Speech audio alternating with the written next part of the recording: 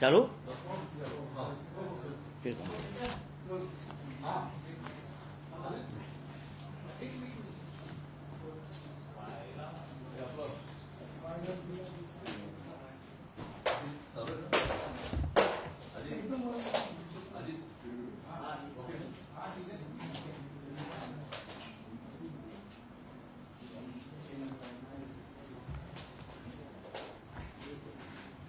ठीक है।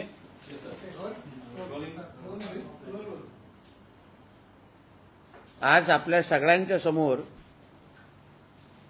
एक अत्यंत महत्त्वाची माहिती मला आपल्या माध्यमातून राज्यासमोर पोहोचवायची आहे। माझ्या हातात कोर्टामध्ये 4 मार्च 2024 एक ॲप्लिकेशन माझ्याकडे आहे। हे ॲप्लिकेशन डॉक्टर स्वप्ना पाटकरनी केलेलं आहे आणि या ॲप्लिकेशनमध्ये तिने अतिशय काही गंभीर बाबी उल्लेख केलेले आहेत आणि ज्याचा थेट संबंध खासदार संजय राजाराम राऊत बरोबर आहेत। हे ॲप्लिकेशन कोर्टामध्ये देण्याचं कारण म्हणजे कोर्टामध्ये एक जी पोलीस केस म्हणजे कोर्टामध्ये जी एक केस सुरू आहे, जी case number PW-71005009/2019 Vakola police station versus Venkatesh Mariyappan Uppar, ही जी काही केस आज कोर्टामध्ये सुरू आहे, ह्याची चौकशी सुरू आहे। या व्यंकटेश उप्परची थोडी पार्श्वभूमी अशी आहे की हा स्टार सिक्युरिटीचा स्टाफ आहे आणि मिळालेल्या माहिती अनुसार या व्यंकटेश उप्परला डॉक्टर स्वप्ना पाटकरवर लक्ष ठेवण्यासाठी ती कुठे जाते, कोणाला भेटते, काय करते, ह्या सगळ्या गोष्टी करण्यासाठी ह्याला जबाबदारी दिली गेली होती। आणि जेव्हा डॉक्टर स्वप्ना पाटकरनी ह्या बाबतीमध्ये वकोला पोलीस स्टेशनला तक्रार केली तेव्हा वकोला पोलीस स्टेशनने ह्याला पकडलं पण, आणि ह्याच्या बॅगमध्ये डॉक्टर स्वप्ना पाटकरचे फोटोग्राफ, तिच्या बाबतीचे काही चॅट, त्या कुठे बसतात, त्या कुठे उठतात, ह्या सगळ्या बाबतीची सगळी माहिती ही त्याच्या बॅगमध्ये सापडली गेली। त्यांनी ॲप्लिकेशनमध्ये सरळ लिहिलेलं आहे डॉक्टर स्वप्ना पाटकरनी की संजय राजाराम राऊत ह्याला गायब केलेला आहे, कारण का आता ही केस अशा पोझिशनवर येऊन थांबली आहे की जिथे ह्याची क्रॉस एक्झामिनेशन होणार होती व्यंकटेश उप्परची, आणि क्रॉस एक्झामिनेशनच्या टायमापासून गेल्या 4 ते 5 तारखापर्यंत तो कोर्टामध्ये हजरच होत नाहीये, येतच नाहीये। जेव्हा एवढा महत्वाचा टप्पा त्या केसमध्ये आलेला होता तेव्हाच हा व्यंकटेश उप्पर गायब झालेला आहे। तिने ॲप्लिकेशनमध्ये कोर्टामध्ये स्पष्ट मागणी केलेली आहे डॉक्टर स्वप्ना पाटकरनी की ह्याच्या विरुद्ध एकतर तुम्ही नॉन बेलेबल वॉरंट काढा, कारण का वारंवार कोर्टाने बोलवल्यानंतर पण हा येत नाहीये, आणि तिने थेट तिच्या ॲप्लिकेशनमध्ये उल्लेख केलेला आहे की ह्याला खासदार संजय राजाराम राऊतनी मारून टाकलं असेल, ह्याचा मनसुख हिरेन, दिशा सालियान, संजय म्हणजे आपला सुशांत सिंग राजपूत ह्याची होण्याची शक्यता आहे, म्हणून ह्याच्या सुरक्षेची काळजी राज्य सरकारने घ्यावी असं ह्या ऍप्लिकेशनमध्ये सरळ सरळ स्पष्ट केलेलं आहे। आता ह्या संजय राजाराम राऊतनी जे राज्यभर मोठा कायदा आणि सुव्यवस्था आणि आमचे देवेंद्र फडणवीस साहेब यांचे गृह खातं आणि मग मटका जुगार कसा राज्यामध्ये सुरू आहे, महिलांवर कसा अत्याचार होतोय, गुंडांची कसा राज्य आहे, सर्वात मोठा गुंड हा मैत्री बंगल्यामध्ये भांडूपमध्ये राहतोय असं हे सरळ स्पष्ट होत आहे। मग संजय राजाराम राऊतनी आता उत्तर द्यावं की ह्या डॉक्टर सपना पाटकरच्या ऍप्लिकेशन प्रमाणे या व्यंकटेश उपरचं नेमकं काय झालं, तो कुठे आहे। संजय राजाराम राऊतच्या बोलण्यावरून तो अगर डॉक्टर सपना पाटकरचा पाठलाग करत होता, मग कोर्टामध्ये जेव्हा क्रॉस एक्झामिनेशनची वेळ आली तेव्हा 4 ते 5 तारखापासून तो काय येत नाहीये। त्याचा मनसुख हिरेन, सुशांत सिंग राजपूत, दिशा सालियन केलेला आहे का, या सगळ्याची माहिती संजय राजाराम राऊतनी आता पत्रकार परिषदेमध्ये द्यावी। रोज सकाळी किंवा दिवसा 1 काय 2 3 थोबाड उघडतो ना पत्रकारांच्या समोर, तर व्यंकटेश उप्पर नेमकं कुठे आहे, व्यंकटेश उप्परला कोणी गायब केलं, ह्याचं उत्तर संजय राजाराम राऊतनी आता द्यावं। एका बाजूला स्वतःच्या अंगावर हल्ले करून घ्यायचे स्वतःच्या लोकांकडून आणि मग पोलीस प्रोटेक्शन मागायचं, दुसऱ्या बाजूला अशा लोकांना गायब करण्याचे प्रकार। या व्यंकटेश उप्पर हा जिवंत आहे का मेलाय हेही आम्हाला माहित नाही। आणि मग दुसऱ्या बाजूने महाविकास आघाडीचे यांचे नेते मंडळी, यांचे सहकारी कायदा आणि सुव्यवस्थेवर बोंबला मारायच्या, आमच्या गृहमंत्री साहेबांवर, आमच्या देवेंद्र फडणवीस साहेबांवर टीका करायची। अरे तुमचे हात खुनाने बरबटलेले आहेत। असत त्या मनसुख हिरेन जेव्हा तो काही बोलणार होता असत त्या पद्धतीने त्याला मारून टाकला। महाविकास आघाडी आणि उद्धव ठाकरे मुख्यमंत्री असताना असाच तो सुशांत सिंग राजपूत 14 जूनला काहीतरी बोलणार होता, त्याच्या अगोदर 13 जूनला त्याला मारून टाकला। आणि आता या व्यंकटेश उप्पर जेव्हा क्रॉस एक्झामिनेशनच्या वेळी संजय राजाराम राऊतचं नाव घेण्याची शक्यता होती तेव्हा त्याला गायब करून टाकलेला आहे। मी आताही बोलतो की अगर आम्ही खोटं बोलत असू तर चला उद्याची सकाळची पत्रकार परिषद व्यंकटेश उप्परला बाजूला बसून त्यांनी संजय राजाराम राऊतनी घ्यावी, सांगावं हा बघा हा जिवंत आहे, हा माझ्या बाजूला आहे, हा जाईल पुढच्या तारखेला, सांगून टाकावं। आम्ही गप्प बसतो, आम्ही शांत बसतो, आम्हाला काय फिकीर नाही, मग आम्ही नाही काय बोलणार। म्हणून ह्या बाबतीची स्पष्टता आणि खुलासा संजय राजाराम राऊतनी करावा की व्यंकटेश उप्पर नेमकं कुठे आहे, तो जिवंत आहे काय मेलाय, या बाबतीची माहिती महाराष्ट्राला द्यावी। धन्यवाद।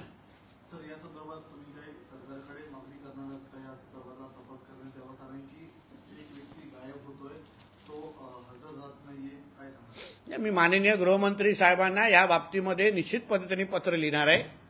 येणाऱ्या जूनचं पण अधिवेशन आहे, अधिवेशनात पण हा प्रश्न घेणार आहे। कारण का एका बाजूला आमच्या गृहमंत्रालयावर, आमच्या कायदा आणि सुव्यवस्थेवर बोंबलत बसायचं, टीका टिप्पणी करत बसायची, आमच्या देवेंद्र फडणवीस साहेबांवर वैयक्तिक हल्ले करायचे, आणि दुसऱ्या बाजूला या अशा पद्धतीने माणसांना गायब करायचं, त्यांना खून केला आहे की नाही हे कदाचित ह्याची शक्यता असू शकते। म्हणून ह्या बाबतीमध्ये मी चौकशीची मागणी निश्चित पद्धतीने करणार। एक राजकीय प्रश्न विचारायचा होता। विनायक राऊतांनी आता स्टेटमेंट दिलंय की नारायण राणेंची पराभवाची हॅट्रिक होणार आणि माझी विजयाची हॅट्रिक होणार आहे, हा माझा जो विजय असेल तो ऐतिहासिक असा असेल। ठीक आहे ना, घोडा मैदान जास्त लांब नाहीये, आता ह्याबद्दल मला काय उत्तर द्यायचं नाही। आम्ही कृतीतून 4 जूनला उत्तर देऊ, उमेदवार पहिला निश्चित होऊन दे, महायुतीचा उमेदवार जो पण असेल तो त्या जागी लढेल आणि 4 जूनला इथे त्यांच्या तोंड वाजवण्यापेक्षा, कारण का हे जे काही महाशय आहेत ज्यांना तुम्ही विनायक राऊत म्हणतात, जे आमच्या रत्नागिरी सिंधुदुर्ग खासदारकीला लागलेला एक कलंक आहे, ते टीका टिप्पणी पलीकडे त्यांनी काही केलेलं नाही गेल्या 10 वर्षामध्ये. म्हणून मी त्यांना सांगेन की चला ह्या वेळची निवडणूक ह्या विकासावर लढू. एका बाजूनी मोदी साहेबांच्या माध्यमातून आणि आमच्या भारतीय जनता पक्ष आणि महायुतीच्या सरकारच्या माध्यमातून केलेला विकास आणि दुसऱ्या बाजूनी विनायक राऊतांनी गेली 10 वर्षे लावलेले दिवे, यावर चर्चा करू. म्हणून ह्याचं उत्तर 4 जूनला मिळेल आणि आम्ही देऊच. सर, तुम्ही इकडे संदर्भात सुद्धा महत्वाचा आव्हान देत आहात. मात्र या संदर्भात राज्याचे गृहमंत्री जर देवेंद्र फडणवीस असतील तर अशा प्रकारे एखाद्या केस असलेल्या व्यक्तीचं जर गायब होणं तरी सरकारच्या पण कामावरती प्रश्नचिन्ह. नाही ना, मग मुद्दा प्रश्न मला तोच विचारायचा ना, का हा थेट संजय राऊतशी निगडीत आहे. संजय राऊतांनी त्याला दाबून ठेवलं आहे, कारण का हेच ऍप्लिकेशन डॉक्टर स्वप्ना पाटकरनी कोर्टात केलेलं आहे. ते नेमकं तो का येत नाहीये? कोर्टाने समन्स बजावले आहेत, वॉरंट काढलंय तरी तो येत नाहीये. म्हणजे नेमकं पहिलं उत्तर संजय राजाराम राऊतनी द्यावं ना आम्हाला, काय नेमकं तो आहे, मेलाय का जिवंत आहे, आणि मग आमचं गृह मंत्रालय कसं काम करतं ना हे निश्चित पद्धतीने बघू. कारण कोर्टाचे वारंवार समन्स निघालेले आहेत. सर, स्वप्ना पाटकर यांना घेऊन आरोप केले होते की त्यांच्या घरावरती काही व्यक्तींनी दगडफेक केली होती, ते पण संजय राऊतशीच निगडीत होते.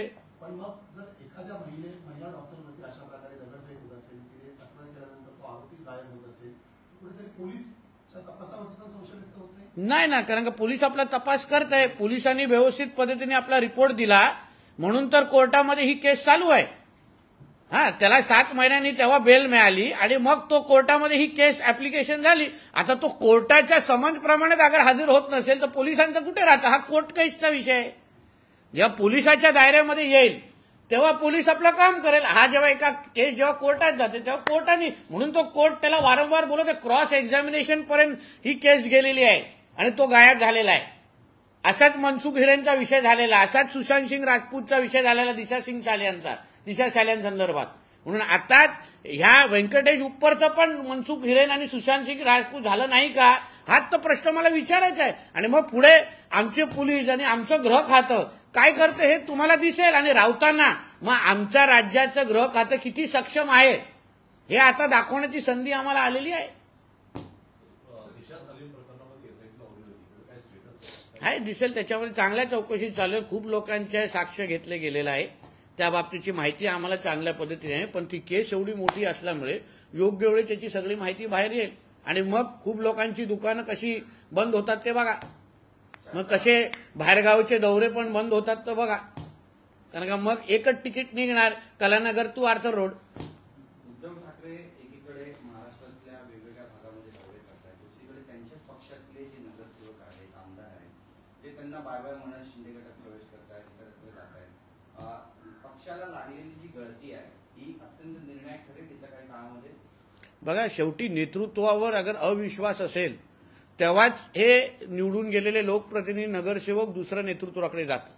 आज ज्या पद्धतीने उद्धव ठाकरे सगळीकडे बोलून फक्त तोंडातून गरळ ओकतायत, कुठेही विकासात्मक काही बोलत नाही आहेत, कुठेही आपण मुख्यमंत्री असताना काय केलं ह्याबद्दल बोलत नाहीये, नुसतं मोदी साहेब शहासाहेबांना शिव्या घालणं, देवेंद्र फडणवीस साहेबांना वैयक्तिक टीका करणं आणि भारतीय जनता पक्षावर आणि शिंदे साहेबांवर बोलणं, बाकी त्याच्याकडे आहे काय?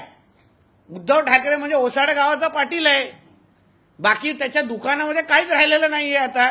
म्हणून त्यांच्या सभांना मिळणारा प्रतिसाद कुठे आहे? कधी तुम्ही पब्लिक चुकून तरी दाखवा, मागच्या सगळ्या खुर्च्या खाली असतात. म्हणून त्याच्या ह्या फिरण्यानी जसं राहुल गांधीच्या भारत जोडो यात्रेनी आम्हाला फायदा झाला, तसं उद्धव ठाकरेच्या राज्याच्या दौऱ्याने आम्हालाच फायदा होतोय. कारण ते परत कलानगरपर्यंत पोहोचेपर्यंत एक आमदार शिंदेकडे जातोय, म्हणून फिरत राहावं त्यांनी बाहेर. चांगली गोष्ट आहे. सुनता होऊन सुनता पण झालाय आणि जनाब पण झालेला आहे. छत्रपती शिवाजी महाराज पार्काची सभा झाली इंडिया आघाडीची, त्यामध्ये त्यांनी माझ्या हिंदू तमाम हिंदू बांधवांनो हा शब्द जाणीवपूर्वक वगळला आहे. जाणीवपूर्वक नाही, ज्या माणसाचा सुनताहून धर्मांतर झालं असेल तो त्याच्या धर्माशीच तो हे होणार की नाही, निष्ठा दाखवणार की नाही. आता फक्त रोजा ठेवणंच बाकी आहे, आता फक्त 5 वक्तची नमाज पडणंच बाकी आहे. काही नाही झालं तरी मदरसामध्ये शिकवायला तरी जाईल, तेवढंच बाकी आहे. कारण का 4 जून नंतर ह्यांना काय काम राहणार नाही. कुठल्या तरी मस्जिदीमध्ये, कुठल्या तरी मदरसामध्ये लहान मुलांना शिकवताना उद्धव ठाकरे तुम्हाला टोपी आणि अर्धी दाढी करताना दिसेल, तेवढंच राहिलंय आता. महायुतीमध्ये तुम्ही भक्कम होताना असताना दुसरीकडे ज्योती नेते मात्र शरद पवार यांच्या राष्ट्रवादी काँग्रेसमध्ये प्रवेश करण्याची चर्चा सुरू झाली आहे. काय कारण की आधी रासपा असेल, आता शिवसंग्राम असेल, तुम्ही जे पूर्वीपासून जे महायुती पक्षाचे बाहेर पडत आहे. बघा, मेटे साहेबांचे आणि आमच्या फडणवीस साहेब असो, मुंडे साहेबांचे अत्यंत जवळीक संबंध होते, अतिशय चांगले आणि जवळचे संबंध होते. मराठा आरक्षणासाठी जो काय लढा मेटे साहेबांनी दिला त्याला कोणच त्याला चॅलेंज करू शकत नाही. आता त्यांच्यानंतर अगर वेगवेगळ्या भूमिका अगर घेतल्या जात असतील तर मग त्याच्यावर कोणाचं नियंत्रण नाही ना. कारण काय, जेवढी काळजी सन्मान्य मेटे साहेबांची भारतीय जनता पक्षांनी, आमच्या देवेंद्र फडणवीस साहेबांनी घेतली ना, तेवढी कोणीच घेतली नाही.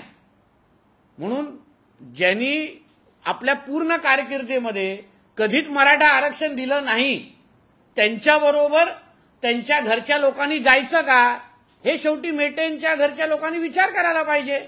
मेटे साहेबांनी पूर्ण आयुष्यामध्ये मराठा आरक्षणासाठी संघर्ष केला, मराठा आरक्षण मिळवण्यासाठी दिवस रात्र एक केलं.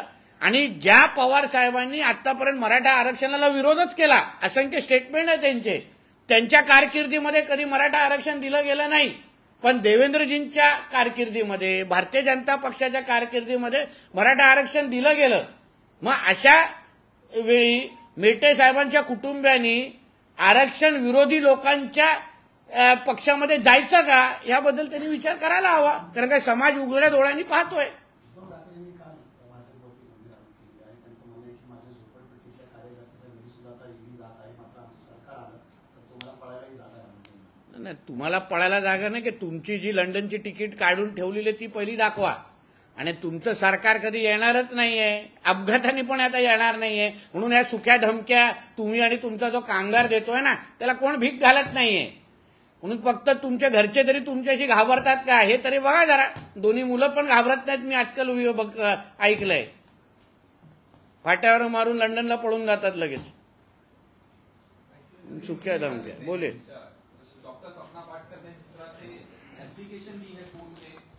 देखिए, डॉक्टर सपना पाटकर ने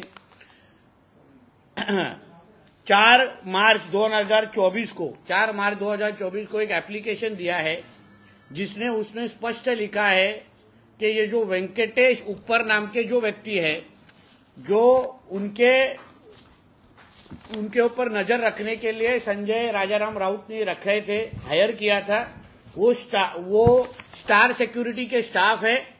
और इनको जब भी पुलिस ने पकड़ा तभी वेंकटेश उप्पर के बैग में सपना पाटकर जी के फोटोग्राफ और उनके सारी इंफॉर्मेशन उसके बैग में मिली. पुलिस ने अरेस्ट किया, उसको बेल भी मिला. फिर उसके अगेंस्ट सपना पाटकर, तभी जब बेल मिला तभी महाविकास आघाड़ी की सरकार थी. फिर सपना पाटकर जी गए कोर्ट में, और कोर्ट में अभी जब वो केस चालू थी 4 तारीख से, और अभी ऐसी सिचुएशन आ गई थी जब भी उनका क्रॉस एग्जामिनेशन होने वाला था. किसका? वेंकटेश उप्पर जी का. पिछले 3-4 तारीख से वो गायब है, आ ही नहीं रहे. कोर्ट बार बार समन भेज रहा है तो भी ये आ नहीं रहे, कोर्ट कांटेक्ट कर रहा है तो भी आ नहीं रहे. इसलिए डॉक्टर सपना पाटकर जी ने ये एक एप्लीकेशन कोर्ट में भेजा है. उसमें उन्होंने मांग की है कि कोर्ट ने उनके ऊपर नॉन अवेलेबल वारंट निकालना चाहिए. एक दूसरा, वेंकटेश उप्पर जिंदा है या मर गए, इसकी भी इंफॉर्मेशन निकालनी चाहिए. क्योंकि उसने स्पष्ट अपने एप्लीकेशन में लिखा है, जो मैं आपको जानबूझ के पढ़ के दिखाऊंगा. द कंसर्न पुलिस स्टेशन में kindly be directed to take necessary precautionary measures to secure the presence of the accused in the backdrop of live threats from mister Sanjay Raut, member of parliament. ये उसने एप्लीकेशन, कोर्ट के application में लिखा है. Direct Sanjay Rajaram Raut का नाम लेके। तो हमको ऐसा सवाल अभी शक आ रहा है कि वेंकटेश ऊपर का मनसुख हिरेन और सुशांत सिंह राजपूत तो ये लोग ने किया नहीं ना, क्योंकि इसी तरीके से मनसुख हिरेन महाविकास आघाड़ी के सरकार होने के वक्त इंफॉर्मेशन देने वाले थे, उनका खून हो गया। सुशांत सिंह राजपूत 14 जून को हम लोग ने सुना कि वो प्रेस कॉन्फ्रेंस लेके दिशा सालियान के मर्डर के बारे में इंफॉर्मेशन देने वाले थे। 13 जून को उनकी मर्डर हो गई। तो अभी ये वेंकटेश ऊपर नाम का आदमी ये जिंदा है क्या मर गया है? संजय राउत ने उसको मार तो नहीं दिया, ऐसा एप्लीकेशन उन्होंने कोर्ट में दिया है। तो इस एप्लीकेशन के मुताबिक जो संजय राजाराम राउत दिन भर हमारे होम मिनिस्ट्री पे, हमारे होम मिनिस्टर देवेंद्र फडणवीस जी पे, महाराष्ट्र के लॉ एंड ऑर्डर पे बार बार बोलते रहते हैं, उस संजय राजाराम राउत ने अभी जवाब देना चाहिए कि ये वेंकटेश ऊपर कहां है, जिंदा है क्या मर गया है। चलो कल का जो उनका प्रेस कॉन्फ्रेंस है ये वेंकटेश ऊपर को लेके वो बाजू में बिठा के उन्होंने करना चाहिए कि चलो ये आदमी जिंदा है, नीतीश राणे झूठ बोल रहा है, ये जल्दी ही अगले कोर्ट के तारीख में चला जाएगा, बोल देना चाहिए, क्रॉस एग्जामिनेशन के लिए चले जाना चाहिए। इसलिए ये सारी इंफॉर्मेशन मैं आपके माध्यम से क्योंकि जो आदमी, जो महाविकास आघाड़ी दिन भर महाराष्ट्र में लॉ एंड ऑर्डर नहीं है, महाराष्ट्र के गृह मंत्री को राजीनामा देना चाहिए, रेजिग्नेशन देना, जो बोलते रहते वो खुद ही मर्डर के हाथ में मर्डर में उनका हाथ दिख रहा है। आदमी को गायब किया गया है, आदमी कहां है ना उनके घर वालों को मालूम है, ना कोर्ट में अभी तक वो हाजिर हो रहा है। तो ये सारी की इंफॉर्मेशन मैं आज महाराष्ट्र के सामने दूंगा। कुछ दिनों के बाद तक अगर इंफॉर्मेशन बाहर नहीं आई तो मैं हमारे होम मिनिस्टर जी को मैं पत्र लिखने वाला हूं कि इस बारे में आप एसआईटी चाहिए तो लगाइए, इंक्वायरी इन्वेस्टिगेशन कीजिए, और मैं आने वाले जून के अधिवेशन में ये विषय जरूर उठाऊंगा और वेंकटेश अय्यर को न्याय देने की कोशिश करूंगा। सर एक और सवाल है, जिस तरह से राज ठाकरे अमित शाह से मिलकर आए, उसके बाद उद्धव ठाकरे का बयान आया कि ठाकरे नाम चुराने का ये पूरी साजिश है, जिस तरह से पवार वर्सेस पवार, ठाकरे वर्सेस ठाकरे करने का, किस तरह से? अभी राज ठाकरे जी क्या है, 2 साल के बच्चे नहीं है, उनको समझता है उनके लिए अच्छा है क्या बुरा है। और उद्धव ठाकरे जी कहीं भी जाएंगे तो भी उसके ऊपर कोई बोलना नहीं चाहिए। वो पहले बीजेपी के साथ जाए, अभी मुंह काला करने के लिए कांग्रेस के साथ जाए तो कोई नहीं बोलना चाहिए, मगर राज साहब ने कुछ भी डिसीजन लिया तो इनको मिर्ची लगती है ना। और इसलिए उद्धव जी को भी बोलूंगा, आपके में जो 18 खासदार चुन के आए थे ना, वो मोदी जी के नाम पे चुन के आए थे।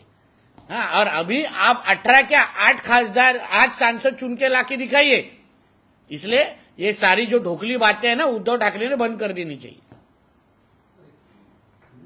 एक मराठी आंदोलकांनी उद्धव ठाकरेंचा आरोप होता की ठाकरेंशिवाय महाराष्ट्रात भागू शकत नाही म्हणून भाजपाचा दुसरा ठाकरे सोडला नाही। बरोबर आहे।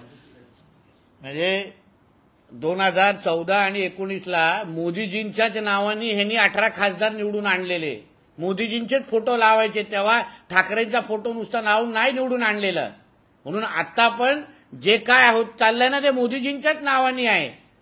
म्हणून उगाच, आणि ठाकरे नावाला कलंक कोण असेल तर त्याचं नाव उद्धव ठाकरे आहे। कारण का त्यांनी आपल्या उभ्या आयुष्यामध्ये बाळासाहेबांनी जेवढी सन्मान कमवला तो पूर्ण मातीत टाकण्याचं काम ह्या उद्धव ठाकरेंनी केलेलं आहे। म्हणून त्यांनी ठाकरे नाव सोडून द्यावं, उद्धव गांधी लावून टाकावं ना अधिकृत। मेरा नाम उद्धव गांधी है, मैं गांधी के 10 जनपद पे जाके चाय बेचता हूं, मैं उधर कांदे पोहे भी बनाता हूं, बोल देना चाहिए माझं नाव उद्धव गांधी आहे, माझ्या नावाने मतदान द्या आणि बोलून मोकळे व्हा ना, कोण थांबवतोय तुम्हाला? हिंदुत्वाचा अजेंडा तुम्हाला वाटतं उद्धव ठाकरेंपेक्षा राज ठाकरे आधी? नाही, माझा हिंदुत्वाचा अजेंडापेक्षा हा हिंदू राष्ट्र आहे, इथे हिंदूंचंच हित बघितलं जातं।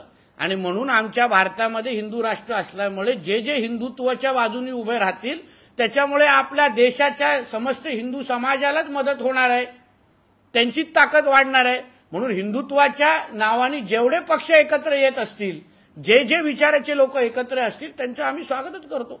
अरविंद सावंत देखील राज ठाकरेंवर टीका करतायत की ईडी दरबारी गेले, मात्र ईडीमुळे त्यांच्यामध्ये बदल झालेला आहे। याआधी राज ठाकरे मोदींवरती बोलत होते, मोदींच्या विरोधात बोलत होते, मात्र ईडीची कारवाई या सगळ्यांमुळे राज ठाकरेंमध्ये बदल झालेला आहे। मग तुझा मालक जो वारंवार दिल्लीला जातोय आणि तुझ्या कधी कधी घरच्या लोकांना मोदीजींना भेटण्याचा प्रयत्न होतोय, कधी अमित शहाजींना भेटण्याचा प्रयत्न होतोय, मग तेव्हा तुम्हाला वाईट वाटत नाही का?